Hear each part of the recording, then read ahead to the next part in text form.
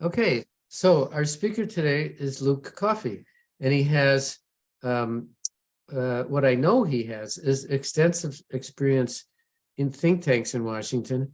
I think that think tanks are an object of mystery to many people. Why do we have them? Who pays for them? And Luke has been associated with two of the very influential and most respected ones, the Heritage Foundation, which we will say it up front is a conservative think tank, not affiliated with any party officially, and now with the Hudson Institute, which, Luke, if I say right of center, am I getting it more or less correct? Yeah, certainly right of center. Ideologically, yes. Yes, and ideologically, but not politically. Maybe you could tell us the difference between ideology and politics with regard to think tanks and their tax obligations. It's very interesting, and I don't know. I know there are think tanks in Kiev. I don't know if they work under the same rules, but how does it work, Luke? I might need a lawyer to answer that question. So, firstly, thank you so much, Dan, for inviting me to speak here today, and greetings to all of the participants from Ukraine. It's always an honor and a pleasure to meet Ukrainians and speak with Ukrainians. As Dan said, I would give an overview about the role of U.S. think tanks in Washington, D.C. But also my professional background is very much on Europe, Eurasian security, transatlantic security, and I've been following the events in Ukraine very closely for a long time, even before 2014, but especially since 2014 and especially since February 24th of last year. In fact, I was last in Kyiv in November. It was a fascinating experience to visit that city. It was my first visit since the large-scale war started, and since the pandemic. So it had been a few years. It was interesting to everything I saw, and also I regularly, almost daily, work with Capitol Hill staffers on Ukraine-related issues, making the case as to why it's important that the United States continues its support to your country. But before we talk about Ukraine, if you want to talk about U.S. policy to Ukraine, I'll talk about think tanks first.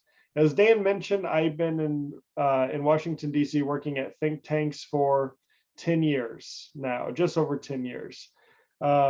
Before working in think tanks in Washington, D.C., I was working in London as a defense policy advisor to the British Conservative Party, and I was working in the House of Commons. And then also I worked 18 months as a special advisor to the then British Defense Secretary. And then before that, I was a commissioned officer in the U.S. Army, based we have military bases in Italy. I was based in Italy, and I went to Afghanistan for a year in 2005. So I have about almost 20 years working on transatlantic relations and transatlantic security, whether that is serving in the U.S. Army, in Europe, or now in the think tank role at the Hudson Institute. So think tanks in the United States play a very important role in the American political system. As Dan mentioned, think tanks do not get involved in party politics. They cannot endorse candidates. A think tank cannot support the Republican Party or the Democrats. They cannot endorse Joe Biden. They cannot endorse Donald Trump for the election.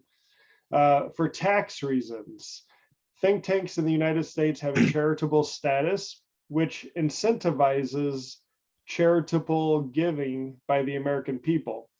So our very complicated tax system works in such a way that if you donate money to a charity, that can reduce your overall tax liability at the end of the year. So it encourages people to give to charities. And to be a charity, you can't be political. However, think tanks get around this restriction by talking about ideology. So, for example, a think tank couldn't talk about a good Republican Party policy, but they could talk about a good conservative policy.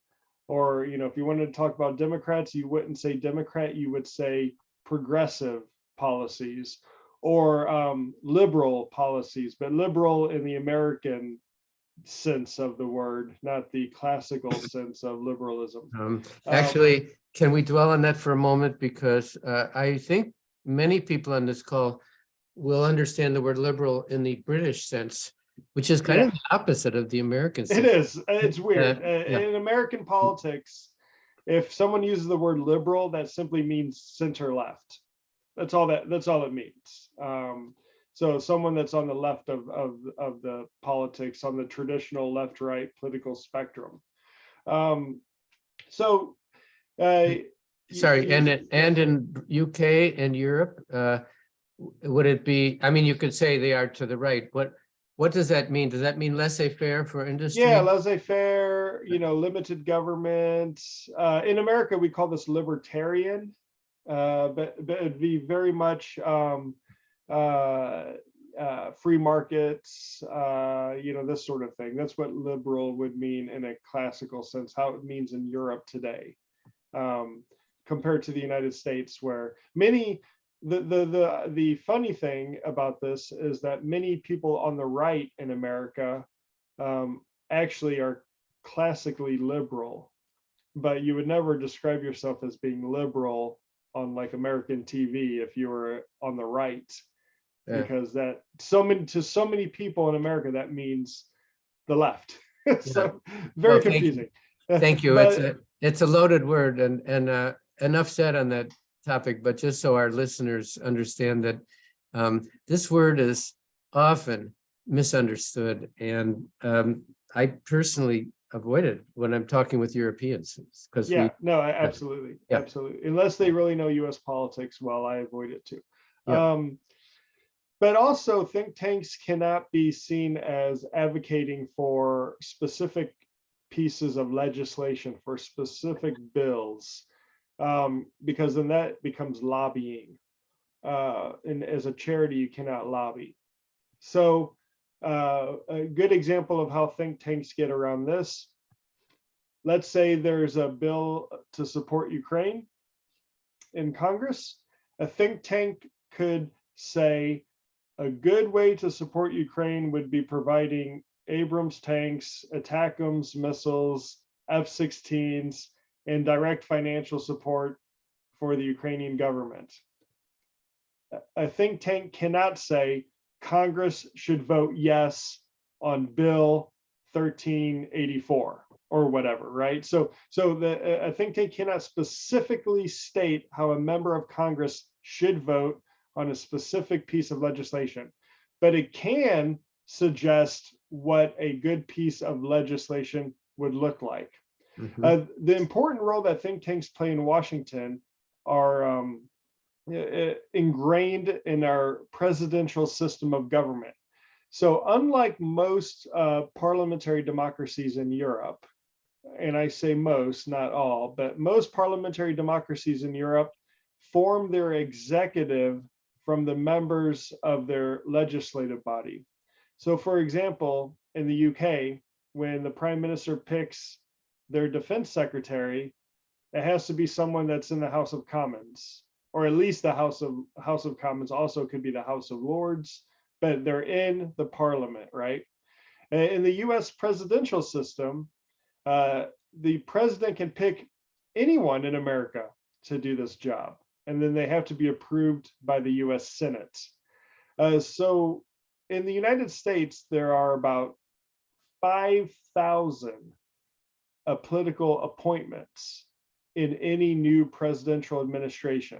We only hear about the senior ones, the cabinet level ones, but really, like I said, there are thousands.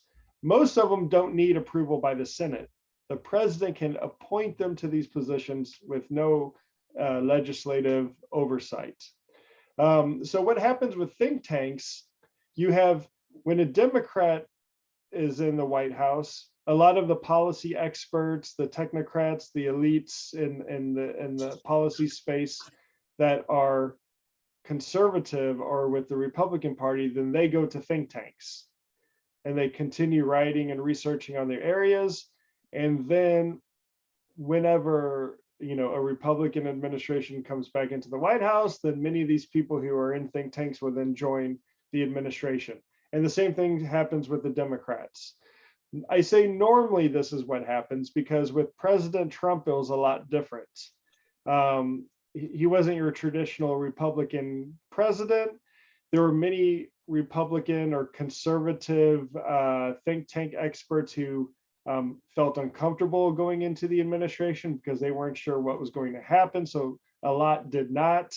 The Trump White House didn't want a lot of the Republican think tankers to join the administration, at least at first. But generally speaking, you have this rotating door between administrations and think tanks. Now, so that I think that plays an important role because it allows people who are not in government to continue focusing on policy issues. It gives them an opportunity to think creatively about problems. So when they get back into government, maybe they could bring the new thinking and new ideas with them. Another way that think tanks play a role is by informing and educating the government or the Congress and offering new ideas or new solutions to problems. Like I said in my opening remarks, I regularly meet with Hill staffers. I often too meet with administration officials, White House officials, State Department officials. Although I come from the Hudson Institute is also a center-right conservative think tank, but we make it very clear we are nonpartisan and our views are respected by all sides of the political debate. So even though I come from the conservative side, I often meet with Democrats all the time on these issues. So that's not really a problem for me, at least. So we influence Congress and the executive a number of ways: by meetings, by hosting private discussions, private roundtable discussions with experts and government officials. We host public events. We also publish and write papers. Sometimes we write, long papers, hundreds of pages. Other times we write very short policy papers, 2 or 3 pages long. I think these are the most effective tool to influence Congress, especially. I love to write, 3 pages outlining what the problem is and the solutions or the recommendations to fix that problem. I remember when I was working in London for the British Defense Secretary, and I was working 12 or 13, 14 hours a day. I was traveling overseas 2 or 3 times a month. And then a great respected London think tank like Chatham House or RUSI or IISS would give me their 350-page long report about the future of Afghanistan. And I would tell my friend at the think tank, I would say, when am I supposed to read this? I work 14 hours a day. This report is 350 pages long. The executive summary is about 40 pages long. What's the point? It's not going to influence anyone or influence anything.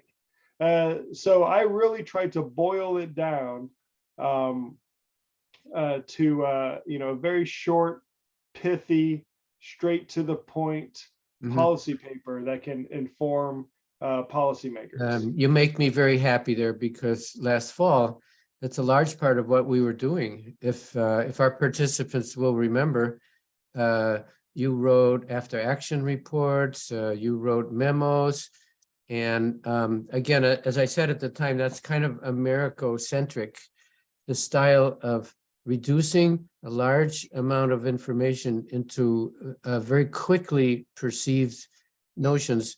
But Luke has now reiterated that we did not rehearse this. But this, if you remember, that's a large part of what we were trying to do last fall. Thanks, Luke. Yeah, so that's how we try to influence the U.S. government. Now, in terms of size and funding, you know, the Hudson Institute, I would say, is a medium to medium large think tank. We have about 80 or 90 full-time employees. Some are resident, so they're physically in the building. Some are virtual or remote or non-resident, but there's around 90 or so people that contribute to the work of the Hudson Institute.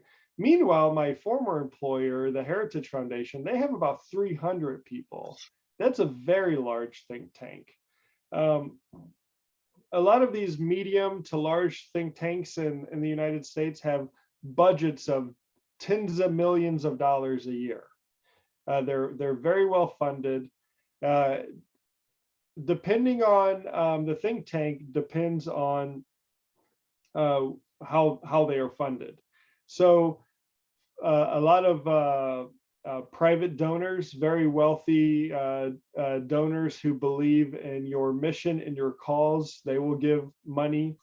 A lot of times government, like Department of Defense, will request a research project or a study to be done. And then we can apply for that project and we get paid that way. Each think tank has different rules on taking foreign money. The Hudson Institute will take donations from foreign governments to work on projects if it is a democracy and a treaty ally. So any country, NATO, for example. The view is, the thinking behind this is that any country that American soldiers could go fight and die for, we should feel comfortable working with their Ministry of Foreign Affairs, their Ministry of Defense on joint projects. And we're very transparent about it.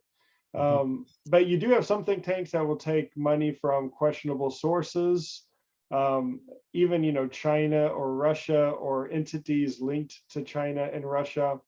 There's quite a bit of Gulf money around Washington, D.C., the United Arab Emirates, Qatar, Bahrain, Saudi Arabia. I personally have mixed views about this. I know a lot of think tanks that take money from, major think tanks that take money from the Middle East to do research on the Middle East. And I don't see any obvious bias. The Atlantic Council, Brookings Institute, they'll take money from the Gulf.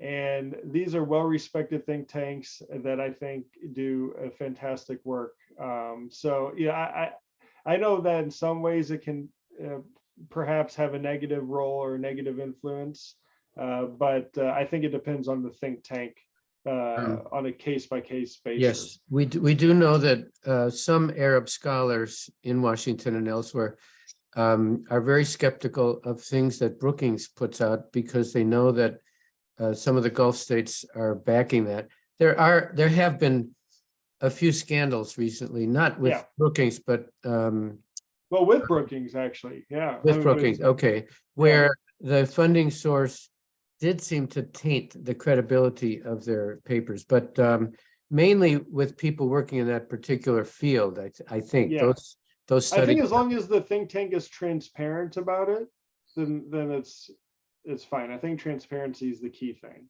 Right. So that's the role of think tanks in the United States, and we can open it up to questions or discussion. Because I work on transatlantic security issues, if you're interested to talk about U.S. policy towards Ukraine or anything like that, I'm very happy to do that as well. Well, of course, we're interested in that. Actually, if you can either email to me or put in the chat the link, which would take us to Hudson papers on these topics. That would be Yeah, of great. I course. could forward that. Oh, and FYI, Luke, some of us have been talking about this word Eurasia, which is quite a negative term in the minds of some. You may be aware of that controversy. I think it has to do with the traditional way that the scholars put Ukraine as part of Eurasia, where Ukraine really generally considers itself not Eurasia, but Europe. So I'm just, heads up, that seems to be an argument that's very much in the air. If anyone on the call wants to explain this further, yes, Yulia, please tell us more. Yulia's done a very interesting paper on this topic. Go ahead. Yeah, hi, thank you for joining us today. Thank you. Actually, I explored this topic a lot, and we are now in the process of publishing an opinion edited for one of the prominent foreign affairs journals, just negotiating with the editors. So the main idea is that Eurasia is can be perceived as a geographic term, right? So Eurasia is everything, like from Norway to China, from Portugal to Malaysia. This is all Eurasia. But when we talk about Eurasia in academic context, in context of geopolitics, we mean Russia and its former colonies.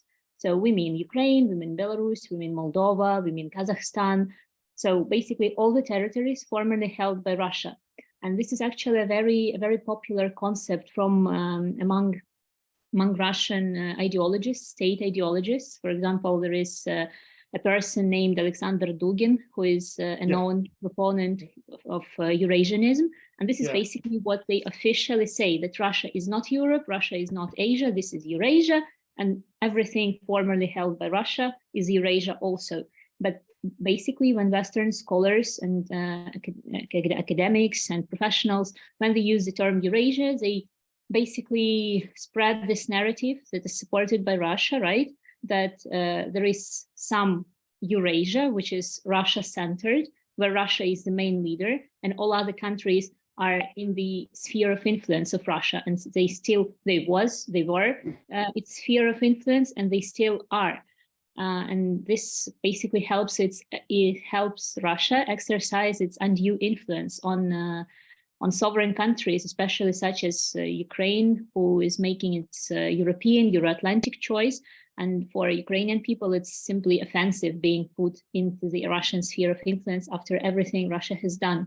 And for some countries, for example, like Belarus, being put under Eurasia label, it makes just impossible for them to break away from Russia ever, because nobody, sees Belarus as something separate. It's just part of Russian colonial heritage. And this whole Eurasia story just reinforces the colonial stereotypes, because we rarely think of Eastern Europe as part of the colonized world. We mainly use the word colonized when we talk about Africa, for example, right? Or about Oceania. But actually, Eastern Europe was colonized by Russia, and we are struggling with this post-colonial past, and using this term is not actually helping. Thank you.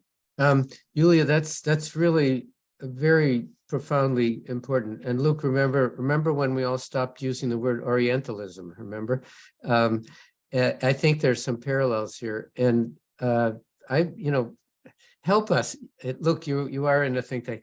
Help us try to get rid of this word, because everybody uses it. Well, and actually, Ambassador Markarova, in her first session with us, said, because George Washington University has a thing called the Institute for European, Russian, and Eurasian Studies, and she said, please change that. And we have not succeeded. Before we get to Elena, Luke, do you have a reaction? Yeah, I completely understand your concerns, and I am very familiar with Dugin and his ideological beliefs, and he has there's some people in Turkey also who share similar views, but different role for Turkey in all of this. But I have to admit, I'm not quite ready to stop using the word Eurasia because I'll always use it with some context, right? So I think Eurasia is both a geographical term and also an ideological term. And your concern rightfully is the ideological aspects of that. If I think of like Eurasia I think of it as a landmass that stretches from, Portugal to Kamchatka, right? So, and obviously I wouldn't suggest that Portugal should be under the influence of Russia.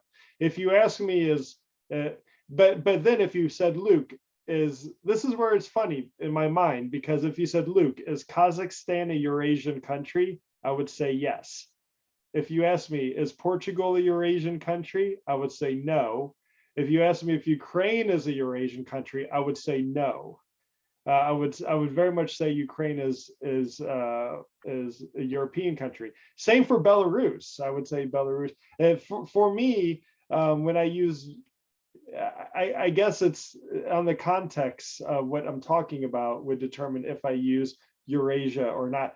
And then of course we have Afro-Eurasia, which is this concept of the world island, right? Where, before the Suez Canal was constructed, Africa was connected by land to the rest of Europe and Asia. And that's a very big landmass, right? So no one uses Afro-Eurasia anymore. But I agree, we have to be careful not to use the Russian propaganda that implies that Russia has some sort of sphere of influence over Ukraine because of the term Eurasia. Also, we have to make sure that we do a better job at educating just your average person in the United States, in Western Europe, about colonialism. There's this idea that we've been brought up with in our education system that colonialism has to be a white European arriving by ship with a sword somewhere with people of color, and then killing them and taking their resources. When colonialism, which that is one act of colonialism without a doubt, but colonialism can arrive arrive on horseback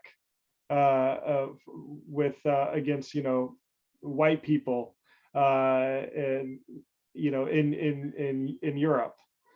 So it's not just the traditional views of colonialism we have.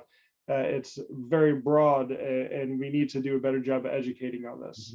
So, Yulia, I would say you're 60% successful in converting Luke. Well, no, I agree. I just, as a state of greater geographical enlightenment. just as a geographical term. We'll check in 6 months and see how much further you've gotten. Let me add to this again. I want to get to Elena. I've been watching Tim Snyder's lectures at Yale. He gave an entire course on Ukraine, and he emphasized very strongly. He said the history of Ukraine is very much a history of colonialism, exactly as you have both described. And I did not know this, but fundamental in Hitler's plan was the first objective was to take Ukraine. And by the way, to remove Ukrainians and utilize the fertile soil and populate it with Aryan Germans, and that what Russia is doing now is the exact mirror image. So I commend to all of you. It's very, in the US anyway, it's very easy to get Tim Snyder, Yale University, Ukraine on YouTube, if you have access to that. It's 23 lectures, which are outstanding. I would say that the most moving of those 23 was a guest speaker, Professor Marcy Shore, who has agreed to talk to us. She is, by the way, married to Tim Snyder, but we don't emphasize that. And your phenomenon, which we call the revolution of dignity in English, she explains that word dignity as something coming from Immanuel Kant. She does intellectual history. Don't miss the session with Marcy Shore. I think that's in 2 weeks. Sorry, Elena, let's get to you. Yes, thank you so much. So a couple of words about Eurasianism in Turkey, as I'm speaking from Turkey. So yes, there is even a whole political party. It's not very popular, but it has, of course, some support. It has very close relations with Dugin, and actually is based on this ideology of Eurasianism, but also regarding the think tanks in Turkey, as I had a chance to have my internship at one of them some years ago. Of course, the whole research on Ukraine is being done within this framework of post-Soviet studies and also Eurasian studies. It's really difficult to get Turkish academicians out of this, let's say, comfort zone. Even recently, even after the beginning of war, my advisor told me, let's focus on migration from post-Soviet countries. But it's already another era, another time. We should focus on migration, let's say, and other political phenomena from Ukraine or other independent countries. But still in Turkey, there is this little barrier to understanding that we are already in a new period, and Ukraine should be, as also other countries, should be focused on separately. But I have a question to look regarding experts or people who want to work in think tanks in the US, for example. What kind of skills and qualifications they are expected to have? In Turkey, maybe, for example, as I know, not so much, but as I heard, for example, from the Institute for the Study of War, which is very influential and popular also in Ukraine, with their research and the maps constantly updating. They have a quite huge, comprehensive list of qualifications that they expect their researchers to have, including coding languages and some geospatial skills. So what can you comment on that? What experts are supposed to have in order to work in think tanks? Great question, because I think some of the members of this group are likely to become think tank employees at some point. Luke, what do they need to know? Thank you. Well, that is just going back really fast to Turkey, then I'll answer your question about think tanks.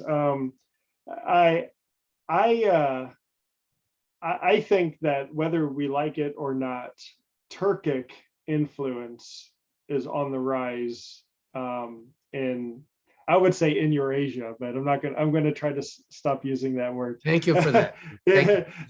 On the rise in the Caucasus, Central Asia, in the linguistically and ethnically Turkic parts of the world. And on balance, I think this is a good thing for the United States. Turkey plays a very delicate balancing match when it comes to Russia and Ukraine. I suspect, and I follow Turkey very closely, and I suspect that President Erdogan and President Putin's relationship is based on pragmatism and Erdogan's need to have Russian tourism, Russian imports, Turkish exports to Russia, and energy deals with Russia because of the economic situation in Turkey and because of the elections coming up in Turkey. However, when you look at what Turkey has done since February 24th, on balance, it's benefited Ukraine. I mean, the Bayraktar drones, we know, are still being supplied. We've seen Bayraktars that have been shot down by Russian forces with a manufactured date after February of 2022. Remember, President Erdogan's son is the CEO of Baykar, the company that makes the Bayraktar drone. So if President Erdogan did not want these drones going to Ukraine, they would not go to Ukraine. We've seen dozens of very sophisticated armored vehicles, multi-launch rocket systems from Turkey being used on the Ukrainian side, munitions. When I was in Kyiv, I was told that 70% of Ukraine's winter weather equipment, gear, clothing for its soldiers came from Turkey. And then, of course, the closure of the straits benefits everyone but Russia. And then you have a very close cooperation on the maritime front with joint Navy production between Turkey and Ukraine. So every official I met in Kyiv in November, I asked, on balance, is what Turkey is doing benefits Ukraine or benefits Russia? And they said it benefits us, it benefits Ukraine. Mhm. And Erdogan knows that a weakened Russia or a defeated Russia benefits Turkey. And regardless of Erdogan and Putin's personal relationship, we have about 500 years of Turkish or Ottoman and Russian competition and conflict. I mean, the natural state of affairs between Turkey and Russia is one of conflict and competition. And it will be like this for the foreseeable future. But anyway, on your point about what makes a good think tanker, this has changed, I would say, in the last 10 to 15 years because of the way information is consumed, because of social media, and the access to information and knowledge.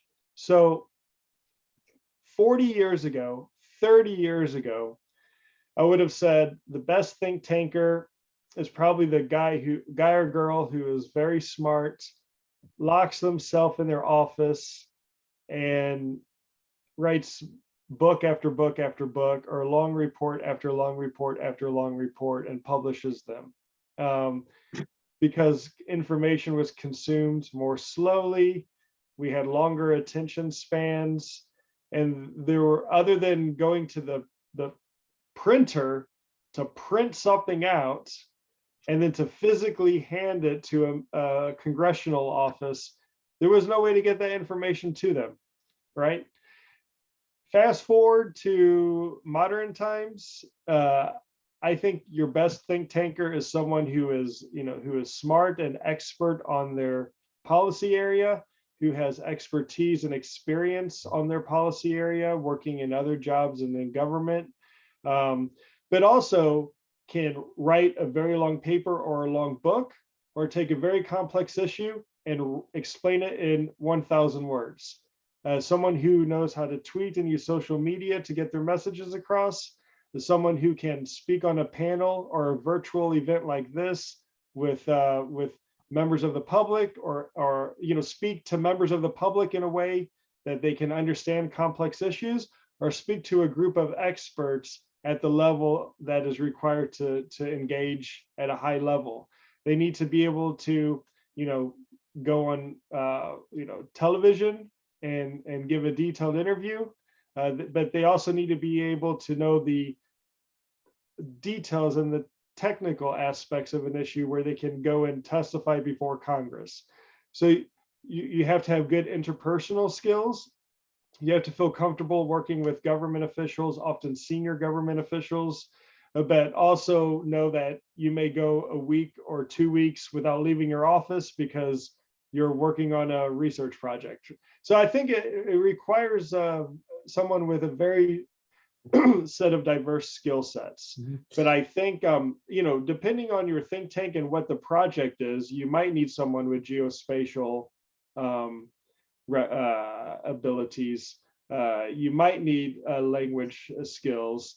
I hate to say it, but as an American, because everyone speaks English, I wouldn't say that language is a top requirement. I'd rather have someone who is very smart on geopolitics and can see all these complex different centers of power competing over each other and against each other, and what does that mean for security in Eastern Europe, than someone who doesn't understand any of that but can speak Russian. Mm-hmm. Right? That just doesn't help nowadays. But of course, if you can't speak a foreign language, that is a great help, without a doubt. But I wouldn't say it's a top requirement. So that's how I would describe a think tanker in the year 2023. They have to be able to do a lot of different things really well, whereas in the past you could probably get away with just staying in your office and writing a book. Yeah. So your own background, Luke, is Afghanistan, UK, military knowledge. How would you rank the following thing? Let me make it up as I go along. Economics, area studies, language, you've already said you would put as a low priority. Editing skills, current up-to-date information on policy. Would you say that the ideal think tank employee has to have all of these? Yes, but I would say the most important is the technical skill. I mean, and that's derived from education. It's derived from experience, job experience, personal experience. You have to know what you're talking about. Otherwise, who's going to read your stuff, or why would anyone want to talk to you? When you say technical, do you mean thematic, like military or economic or social Well, it demographic? depend. I would say that they're in foreign affairs and international affairs and security. There's like a functional areas of expertise. So like cybersecurity or energy security or counterterrorism, or there's regional based.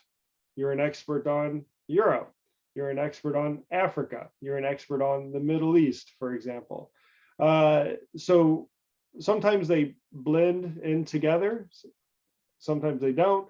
But you have through your education, through your life experiences, through your employment, you have to focus everything towards either a region or a functional area. Mhm. For Americans, I think for entry level think tankers, at least for Americans, I find the biggest shortcoming is time overseas.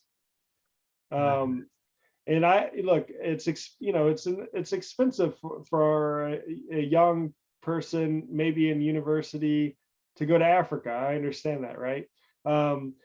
But you cannot be an expert on Africa if you've never been to Africa. Now, if you're 22 years old, the expectation is pretty low. You've probably studied abroad there, or you traveled there, or maybe you work in the Peace Corps in Africa. But on the ground experience means a lot. And I mean, for example, I've been to Ukraine a number of times, but I felt like I had to get on the ground during the war to speak to people on the ground, to see the situation with my own eyes, so I can come back to Congress and better explain the situation. And I think it gives you a certain amount of credibility getting overseas as an American and traveling. But the second most important thing is communication. You have to communicate your thinking, your knowledge, your experiences in a way that people can understand. And that depends on your audience. I'm from Missouri, in the middle of America. I come from a very rural, very small town. When I'm at home talking to my family members or my neighbors, I talk about Ukraine. I'll talk in a completely different way than I would if I'm talking to the assistant secretary of state. Yeah. So you have to know how to engage and how to communicate properly, and that's both verbal and also writing. Is there anyone on the call who can explain how this works in Ukraine? You do have think tanks, and I'm assuming they're very, very different in structure than the ones we're used to here. Or let me just invite anybody in the future of this conversation, if you want to help us out with this. Luke has probably been in touch with think tanks in Kiev, I suppose. I don't know if I doubt if they have the same tax requirements or the same type of profile in the people who work with them. Or Luke, are you able to tell us? I work with think tanks across all of Europe, and I have in the past worked with think tanks in Ukraine. I can't recall off the top of my head the names. I mean, when I say work with, like engage with, met with, when I was in Kyiv or when they would come to Washington.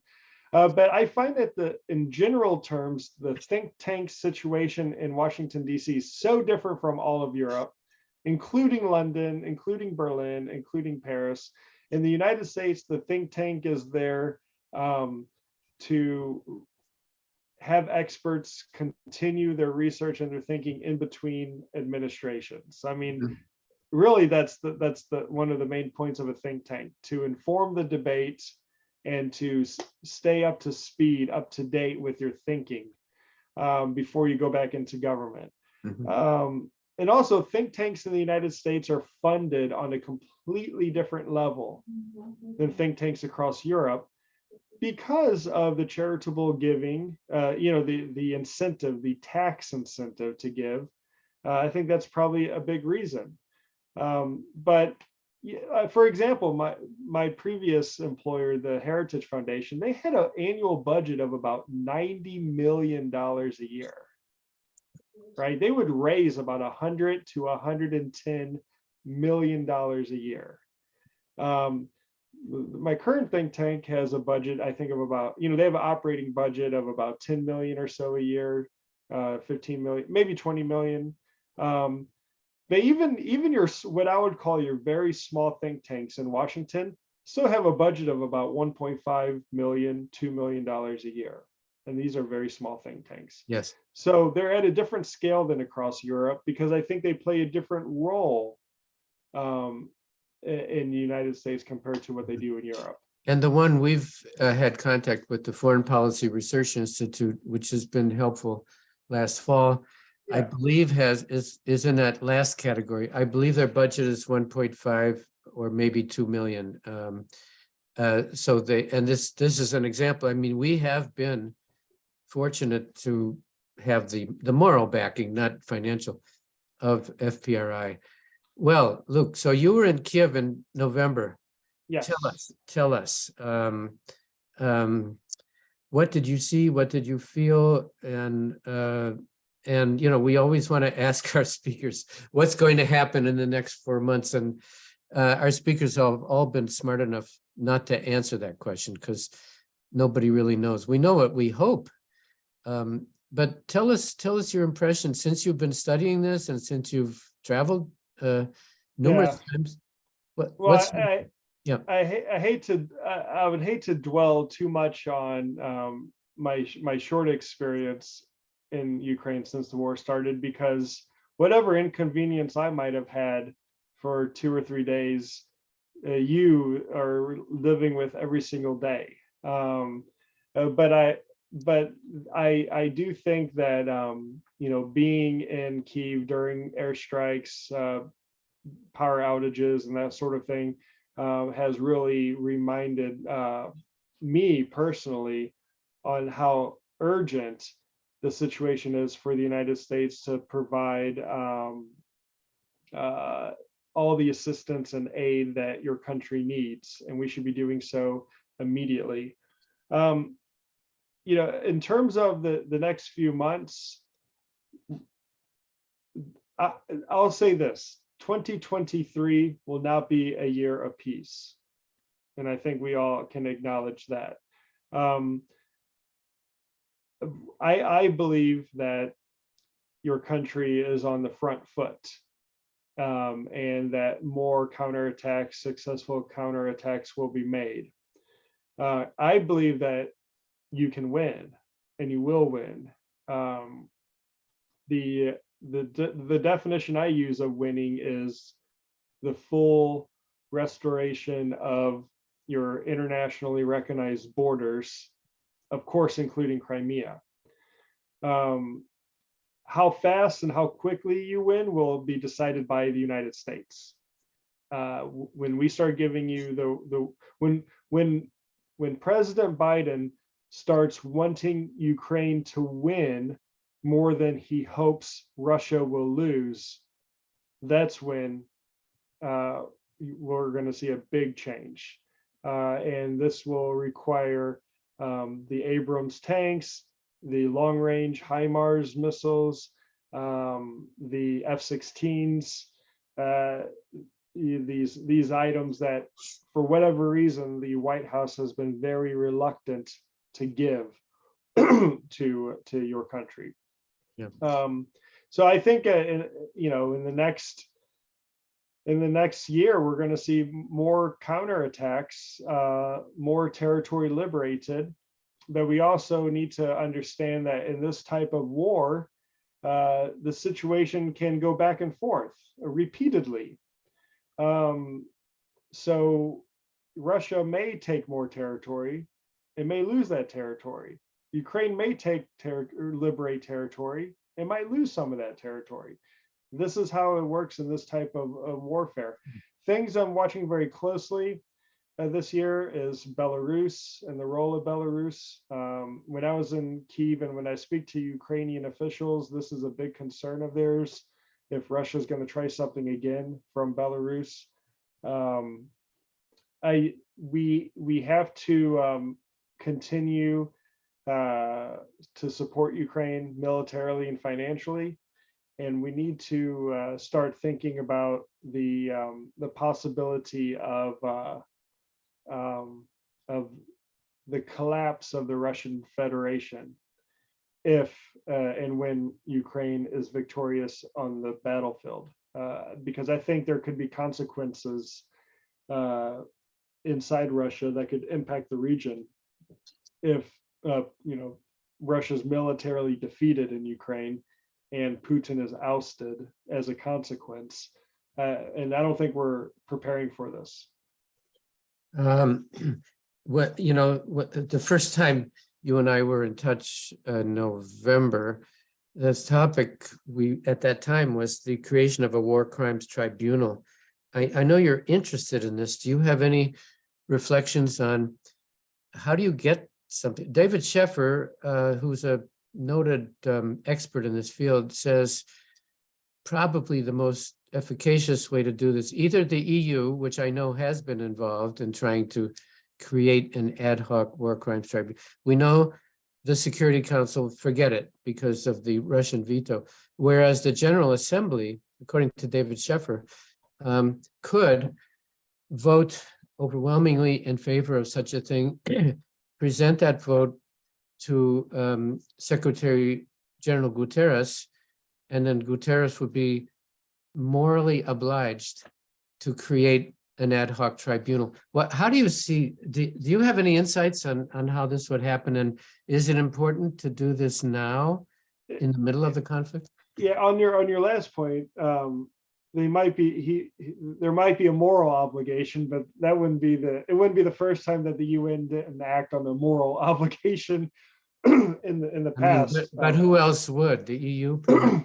Well, I don't know. This is a very good question. I do believe that those that have perpetrated these war crimes have to be held accountable. We have, I think there are two levels here. You have those at the very top, and we've seen calls for a special tribunal for those at the very top, Putin and his inner circle.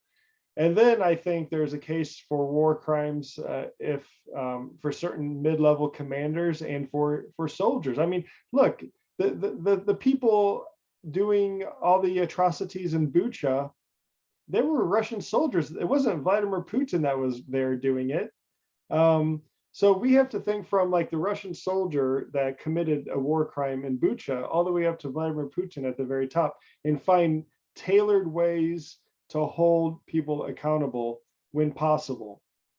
Now, on the lower end of the scale, I know that there have been circumstances where because of social media and geolocating and everything else, Russian soldiers have been captured and they found, and it's been discovered that they they participated in war crimes in Bucha, Irpin, or these other places, and then they're held accountable through the Ukrainian legal system. I cannot imagine a situation where we will easily get Putin, Shoigu, any of these guys in an international court, sitting there in the dock to be tried. I cannot imagine this happening. This not like the end of World War II, for example. However, I think that some sort of legal mechanism should be created to try them, even in absentia. I don't really care if it has the whole world participating. I think as long as this is very much a European-driven process, legal process, that's fine. These atrocities were committed in Europe. Europeans were the ones suffering. I don't see why you have to have like a judge from, Botswana playing a role. I don't see what legitimacy that gives it. And in fact, I think trying to drag in countries from the global south into some sort of legal mechanism to hold Russia accountable will just complicate matters and place these countries in an even more difficult situation when it comes to how they balance their relations with China, with Russia, with the United States, with Europe. So I think this could be a European-driven process. And I should say in the outset, I'm not an expert in this. I'm not a lawyer, or, so these are just my views. Now, the one possibility of getting senior Russian officials in a court could be if we do see a collapse of the Russian Federation, if you do see a power struggle across Russia, civil war, insurgency, whatever, during the process of the Russian Federation breaking up, there'll be certain leaders and certain regions inside Russia that might want to have good relations with the West or try to reset relations with the West. And as a gesture of goodwill, maybe they could hand over Lavrov if they have him in his custody, right? So just as an example, I think this is very wishful thinking. I wouldn't say it was impossible, but I would say it's unlikely. But I still think that the European and transatlantic community must do something, even symbolically, to make sure that these people are held accountable. I think everybody who follows this in Washington would agree with that. Also, I guess we would be naive to even think of Nuremberg because Germany was an occupied country, and Russia, I cannot see Russia being occupied. So it'll have to be some new species that we've never seen before. Some questions. The United Nations, many people share your skepticism of the United Nations ever actually doing something meaningful. I'm sorry to say that, but there, and I'm in the middle on this. I think we certainly need the United Nations, but we cannot expect too much of them. I want to plug the idea I've made before. Africa has 54 votes in the United Nations. And some of us, Luke, are working on, is it possible to counter Russian disinformation in Africa, where nobody is doing such a thing? Because every time there's a vote to condemn Russia, the number of African countries that vote in favor decreases.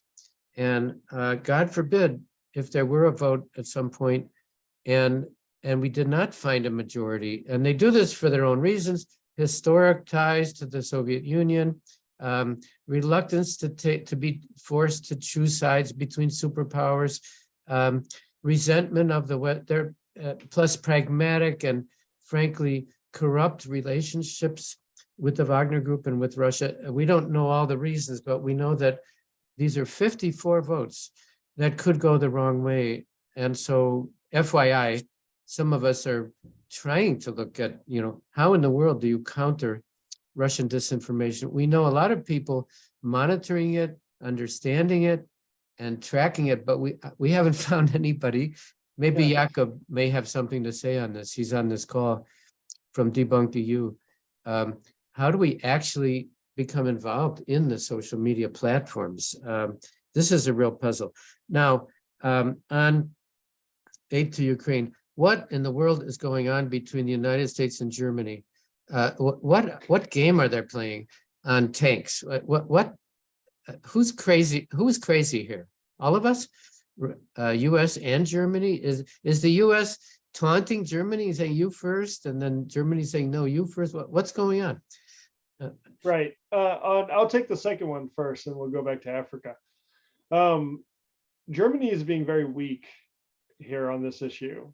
I think from a U.S. point of view, they see that there's already a lot of Leopard 2 tanks in Europe. The more variants, the more different types of tanks we give to Ukraine, that makes logistics and maintenance even more complicated. So I think the preference is to just get one type of main battle tank, Western main battle tank, given to Ukraine, and then focus on that for now. I don't think that's a good enough reason for America not to give Abrams, but I think that is what they're thinking. I read today that Germany has now said that they might approve other countries to give Leopards, but they won't give Leopards themselves. Of course, they have a veto on countries exporting Leopards to Ukraine because Germany's the manufacturer, and there's this in-use agreement when it comes to weapons and arms that countries have to abide by, where the manufacturing country can have a veto on where the weapons end up. In-user agreement is called. But I don't know what the deal is with Biden. We should be giving these tanks. We should have given these tanks months ago. Also, countries that have Leopards, like Poland, Spain, Finland, Turkey, Canada, they should be training Ukrainian crews now. Eventually, we'll give Ukraine these tanks. It'll just take a time for the political process to work its way through. But once we give these tanks to Ukraine, it could take weeks, if not months, to train Ukrainian crews on how to use these tanks. And we should be doing this across the board. Over the summer, I wrote a paper, and one of my recommendations was for the United States and NATO to create I called it the Train Today for Tomorrow program, where in a very inexpensive way, we could start training Ukrainian soldiers on Patriots, Abrams, F-16s, using ATACMS, all of these different platforms that everyone is calling for, but the government isn't providing. So that way, when the government finally does provide, then the Ukrainians are ready to use them. I mean, Patriot is a good example.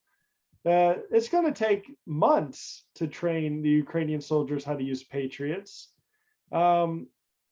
Meanwhile, we could have been doing it, starting in the spring, and they would be ready now. I remember during the first week of the war, when there was this discussion about no-fly zone and also discussion about sending F-16s to Ukraine, I asked one of my colleagues who's an expert on the Air Force. I said, hey, what do you think about this idea of sending F-16s to Ukraine? And this was, again, first week of the war. And he said, Luke, there's no point in doing this because it wouldn't be until July that the Ukrainians would be trained to fly them. And, who knows what the situation would be like then. And I'm thinking now it's, January the next year. And I'm thinking, had we started training them on F-16s, they could have been flying them for 7 months now. So we have to start thinking strategically. We have to start thinking in the long term about how we can give Ukraine what it needs to win, not just what it needs to survive.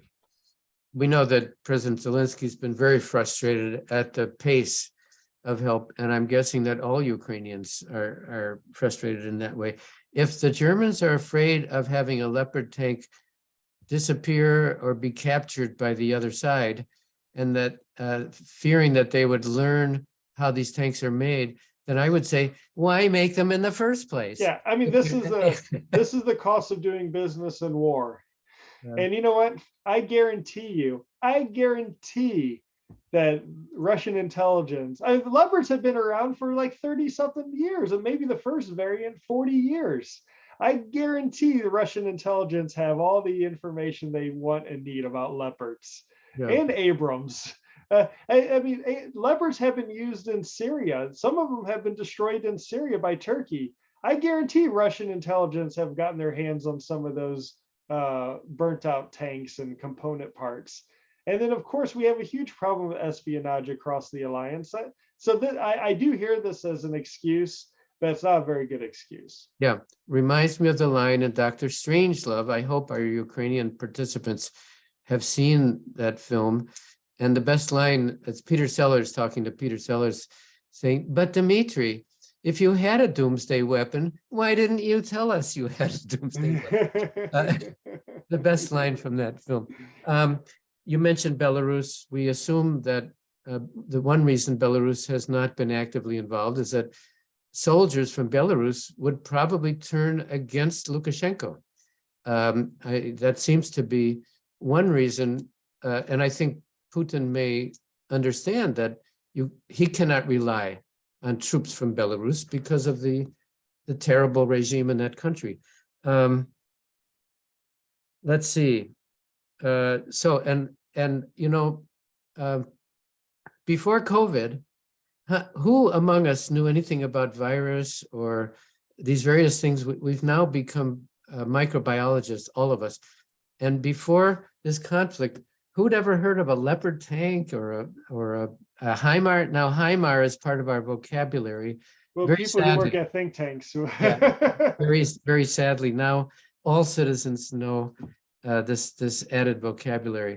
Let me open this up to anybody with any topic. I think Luke has made his own position very clear.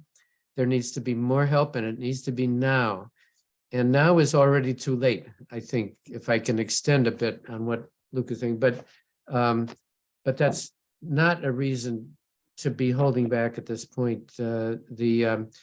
As President Zelensky has said, and Ambassador Markarova, Ukraine, it's not we who are helping Ukraine as much as Ukraine is. This is the line of conflict between civilization and barbarism. And, there are many arguments for the US increasing its aid. This ultimately puts the United States and Western Europe in a more secure position. And by the way, money spent by the US government goes to Americans, to the manufacturers of these weapons. These are Americans. This is money. It's not philanthropy. It's money that ultimately goes to American citizens. So I just can't find any reason to be holding back on this. Any comments on this? And if Jakob is listening and willing to tell us about his understanding of disinformation and how to counter it, this is his full-time job.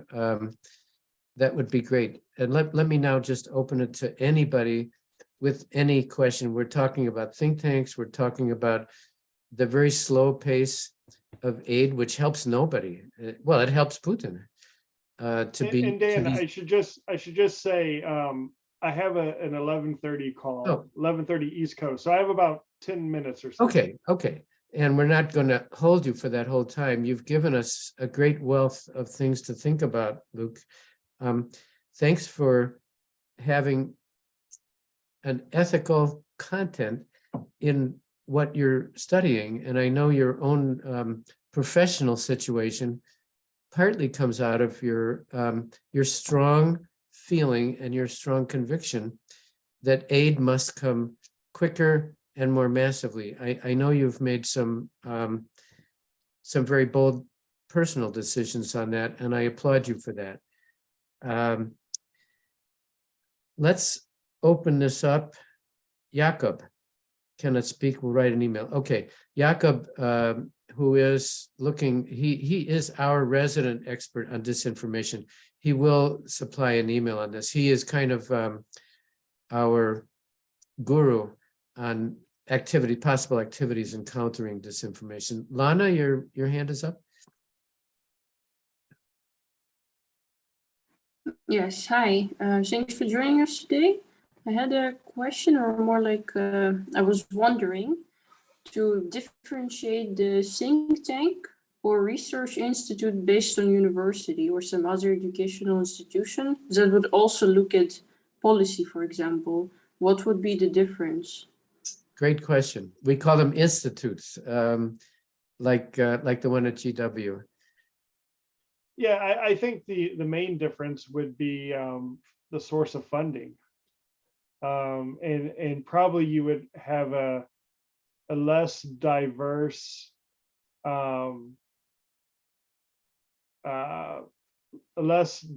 set of employees. I think if a think tank is linked to a university, you'll probably have the employees more academically focused, whereas think tanks that are not connected to a university are probably more about making impact with government, shorter policy papers, always on Capitol Hill, working with congressional offices, whereas an academically linked think tank with a university is probably more about informing public opinion and academic circles, but less so on influencing government. I see that the same way. Marlène Laruelle, the director of the Institute for European, Russian, and Eurasian Studies at George Washington, of course, has teaching responsibilities. I have seen some of her sessions, and they are basically fact gathering. As Luke has just said, they tend not to have a mission of persuasion. They don't persuade when they're properly run. I think they gather different voices, maybe conflicting voices. They give exposure to different ideas. They invite, I think tank members to their sessions. They generally do not make policy recommendations. They gather information. They try to extend knowledge to a greater number of people and to students in particular. But that's a great question, Lana, because I don't, well, you must have some in Ukraine, I guess, of this sort, but it's a good distinction. I think think tanks, as Luca explained, they cannot support a candidate or a party or a specific measure, but they do seek to persuade people of things. Institutes, less so, I think, although everybody involved in these things has strong personal opinions, and sometimes will say so. Marcy Shore is an academic at Yale, but she often will start her talks by saying, I am not neutral. I have close friends in Ukraine. I'm very concerned about them. And so she's an academic, but so these lines are sometimes blurred, aren't they, Luke? Yeah, it's, I would say, being human. Of course, I mean, in my writings, I have zero interest in advancing any Russian points of view or argument. In the past year, I've devoted a huge amount of my life convincing lawmakers on giving Ukraine as much money, as many weapons as humanly possible. So it's not I'm not in the business of, well, on one hand, it's this, but on the other hand, the Russians say that. I don't care about that, because at the end of the day, I'm trying to advance America's national interests. And it is in America's interests that your country wins, that we help you. Yeah, Lana, thanks for bringing that out. Now, while thanking Luke, let me mention a little bit what comes up next Monday. We're going to switch gears entirely. Is China an important country? I think so. And our speaker next week, who is a citizen of the People's Republic of China, but has been in the United States for over 20 years and teaches at Christopher Newport University. Two fascinating things that he's done. I don't know what he's going to talk about, Tai Sun, but he, as a social scientist, and I emphasize the word science, after the earthquakes in I think it was Sichuan province about 10 years ago, he went with a team to that area for the purpose of exploring, when there's a natural disaster, Chinese citizens, who do they turn to? Who do they trust? Who do they look to for solutions to their problems? Their family, their community, their local government representative, or the national government?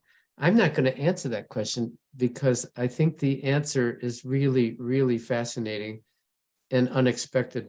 He's also done very rigorous research on Chinese government censorship. When we talk about censorship, we think of it as a pretty simple thing. Remove them from the internet. No. It's much more complicated in China. There are algorithms. If you use the term Mao Zedong this week, in light of what's happening in the world this week, you might be taken down not by the government, but by a private organization under the direction of the government. Whereas next week, your posting might go back up on the internet. It's extremely complicated and to me very fascinating. And so we will, I hope we will learn about one of the most sophisticated censorship systems ever invented, and also a very different culture where people are, I can give it away partly, if something bad happened, if there's a flood in your town in Missouri, you look to your neighbors, right? Look, well, Yeah, in China, it's quite different. It's quite different. So Look to the government. I'm looking In forward. Missouri, if you waited for the government, your house would be flooded. No, exactly. And I'll just say, I don't want to give it away, but it's quite different in China. So Luke, we've been greatly enriched by your thoughts and your background, and we hope to see you again. Thank you very Thank you much. so much. Good luck, everyone. You stay safe. I hope your education continues, notwithstanding everything that's going on in your country. Know that you have, 300 million Americans that are supporting you and cheering for you and praying for you, and will continue to give that support. Yeah, thank you. And thanks, everybody. Thanks. Slava Ukraini. Okay. Slava Ukraini. Thank you. Bye, everyone.